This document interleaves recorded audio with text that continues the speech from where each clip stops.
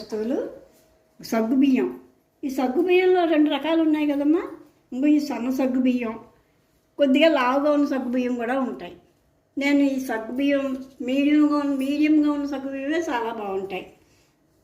1 cup సగ్గుబియ్యం తీసుకోండి. 1 cup సగ్గుబియ్యం తీసుకుని 1 గంటన్నర ముందర నీళ్ళల్లో పోసేసుకోవాలి.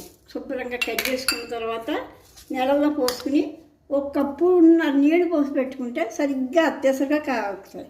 ఇంకొక నాని సగ్గుబియ్యం ఇలా ఉంటాయి. తర్వాత ఏం చేయాలంటే వేయించుకున్న పల్లీలు 1 కప్పుడు, దానికి సరిపడా ఎక్కువ కారంగా ఉన్నా మరీ బాగోదు కనుక 2 ఎండుమిరపకాయలు వేసుకుని కొద్దిగా జీలకర్ర, 1 అర స్పూన్ జీలకర్ర ఏమో దీంట్లో వేసుకుని పొడి కొట్టేసుకోండి. సరిపడగా ఉప్పు కూడా వేసుకుని పొడి కొట్టేసుకున్న తర్వాత అలా పెట్టుకున్న తర్వాత గంటన్నర అయిపోయిన తర్వాత సగ్గుబియ్యం నానుతాయి.